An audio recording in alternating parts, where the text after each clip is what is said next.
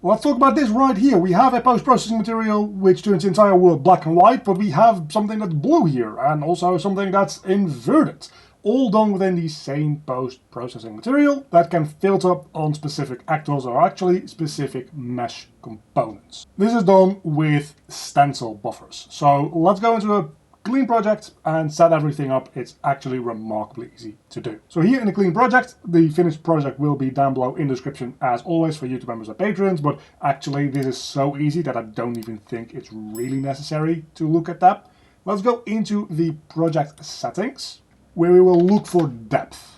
And there in engine rendering, we can go into post-processing, and there we have custom depth stencil pass. This will be enabled by default, but we're going to be setting this to be enabled with stencil. This will allow us to use our custom stencil buffer.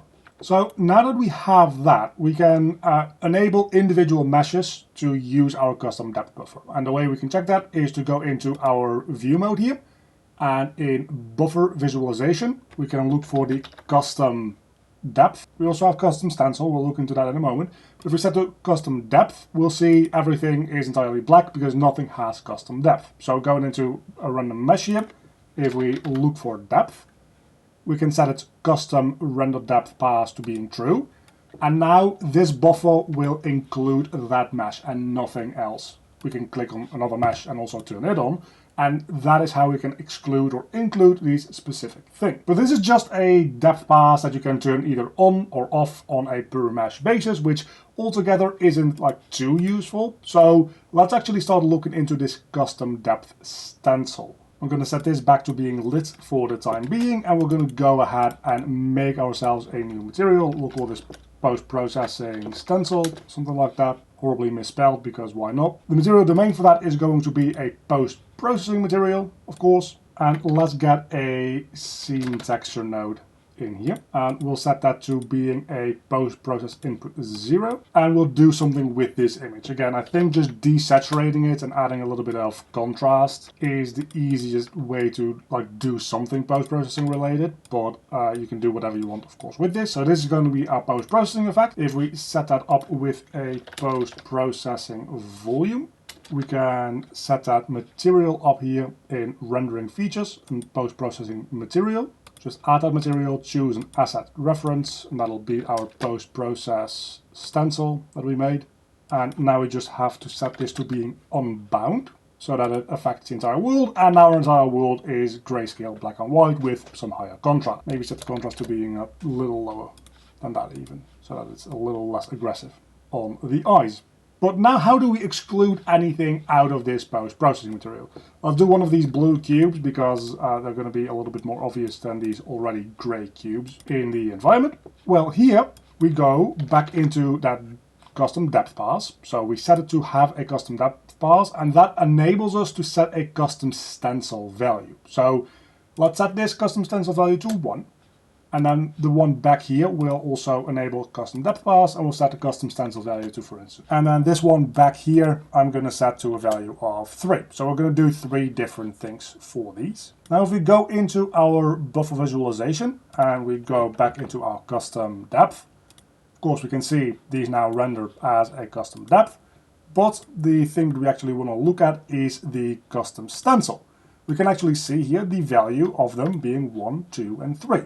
So this is your GPU now being aware of the custom stencil value of each individual one of these meshes. And this can be done on a per static or skeletal mesh basis. So if you have an actor with multiple meshes in it, some of those meshes might have this custom depth enabled with a different value from each other. It doesn't allow you to have different parts of the same mesh with different values, but you can very much have different meshes on the same actor having different value. Anyway, if we then use that here back in the post-processing for stencil, what we'll do is we'll get another one of these scene textures. So I'm just going to copy this one over, and we'll go down to using the custom stencil input. If we just plug this into here instead, we go back into this and just into lit mode, we'll see everything is black because nothing here has a custom stencil value, but these 3 things are white because they have a value of 1 or over.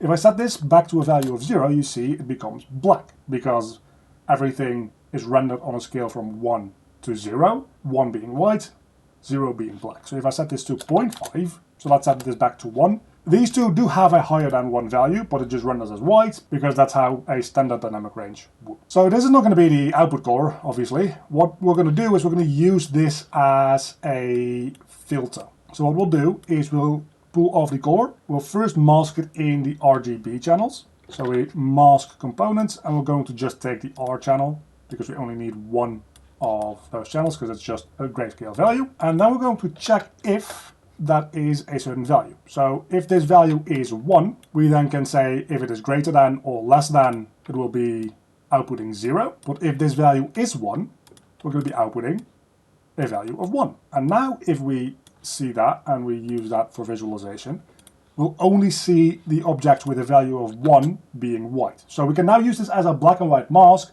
to apply different post-processing things to our scene, which is exactly what we're going to do. So we'll take this and use a lerp, linear interpolate, and we're going to lerp between the post-process with everything done to it and the post-processing input without anything done to it based on this. And this might be the wrong way around, I always mess this up. So no, it's actually the right way around. So now everything is black and white, everything has the post-process applied to it, except all of the objects that have a depth stencil value of 1. So if I go back into the little objects again, I set it to 1, you can see it now has color. And just like that, we can create multiple different effects. So we can then loop this again with the same deal, but we're going to be checking for a value of 2 now. So again, we pull off of this masked RGB thing, and then if it's greater than or less than, we're going to output 0. But if it's exactly a value of 2, we're going to output a value of 1. And that'll be a lerp here. And for this one, I think what I'm going to do is I just want to set it to be a solid color. Let's say it's going to be like pink, which is an issue because this technically is RGBA, so I guess we add a vector 4 instead. That works as well. Same old, same old. It's going to be a value of pink. And now everything with a value of 2 is going to be solid pink, entirely unshaded. It'll just be pink. Now, there's one thing that you'll immediately notice if you actually start moving around a little bit, and that is that it just doesn't really respect the depth buffer, because this custom stencil thing by itself isn't aware of this mesh that's in front of you. So it's going to have a little bit of a difficult time applying that. So let's put that together on the left side here, because we're going to need to do that fairly early on. We take 2 more scene textures, so I'm just going to copy these over again, and we're going to use the scene depth, and then we're also going to use the custom depth, which is right here above the post-process input 0. Both of those we're going to also mask for just the red channel, so that's just a float value, no complicated vectors or anything like that. And we're going to pull off of this bottom one, and we're going to add a subtraction node, and we're going to subtract the top one. So we're going to be subtracting the scene depth from the custom depth. Then make sure to saturate that, and then we want to 1 minus it. The result of this we're going to multiply with the output from our if nodes before they go into the loops. So we pull off the if node, we multiply that with the output from our scene depth little thing, and that is then going to go into the looping node. And we'll do that in both of these cases. So this is just effectively checking, hey, the custom depth and the scene depth, do those match, right? Because if the scene depth says, hey, there's something else in front of here, it's going to be a lower value, so not going to be matching. So it's going to say, hey, just like don't render any of this other post-processing stuff. But if there's nothing in front of the object that has this post-processing filter on it, these 2 values are going to match, which means that it just multiplies this by a value of 1, essentially. And now if we hide these things behind existing geometry, you can see it works just fine like you would expect it to. Now, there is an argument to be made, I just want to point out really quickly, for maybe there are certain things that you do want to see through other walls, or maybe things that you only want to see in their post-processing, like special colors or whatever, when they're behind other walls. In which case, that's what we're going to be using channel number 3 for. So we're going to be setting up another one of these if nodes, where we put in if it's equal to a value of 3. We output 1, and if it is less than or more than, we're going to be outputting a value of 0. And we do that with the custom stencil value, of course. And let's say that we loop that, and that's going to be looping us with a value. Let's make that like green or something like that. That'll be fun. So there's going to be looping between the previous outputs and a solid color of green. And here we do want to still add a multiplication node, but instead of multiplying by the 1 minus out of this scene depth and custom depth subtraction, we're just going to take immediately from the saturate, and that effectively flips the effect around, meaning that it's only going to be rendering this if, in fact, our object is behind another object. So let's put that into the alpha of our loop.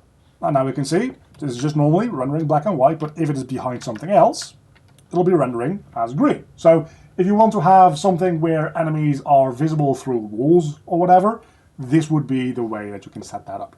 Now do pay in mind that if another like wall that you have in the game also has your rendering pass for custom depth set to true, it is going to be blocking it still. Because what actually ends up happening is if we go into the buffer visualization and we set custom depth, if this is set to false, this buffer just doesn't know that there's a wall here.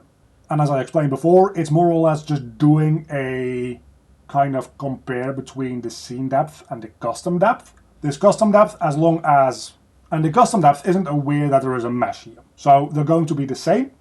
And the custom depth isn't aware that there is a mesh here because this mesh has set custom depth pass to being false.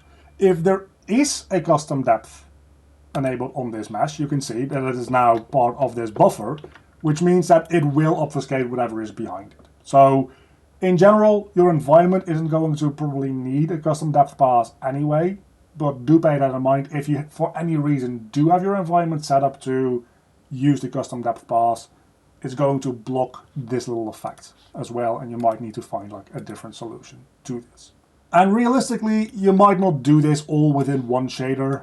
You might want to split this up into a couple of different post-processing materials instead. Just one that deals with a value for 1, one that deals with a value for 2. It's entirely up to you. Technically speaking, this will save you like some draw calls, but since it's post-processing, it's done on your viewport anyway, so adding a couple more materials doesn't hurt that much, and it might make your materials a little bit more manageable to like edit and read. I should also point out that these are very much values that you can set on runtime if you wanted to. So if we go into like a blueprint, just randomly somewhere, and I get my character's skeletal mesh here, I can very much set the custom depth stencil value, and that takes in an integer. So you can't set float value, so you can't set it to a value of 0.5 or whatever, it's just whole numbers.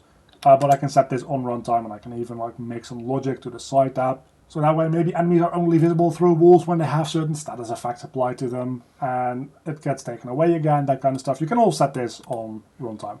Do pay in mind though that if you're going to do this, you might also need to set custom render depth to being true to begin with, if the component hasn't set that to true in the first place.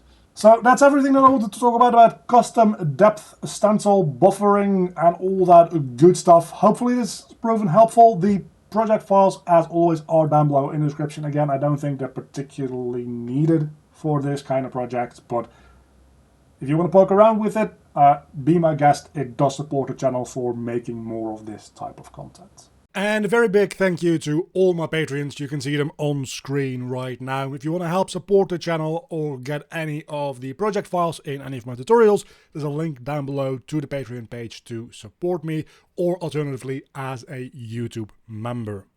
And of course, an extra massive thank you to my Cave Digger tier supporters, Sir J. Thomas, and my Cave Student tier supporters, Oiku and Earl Monsville Urno.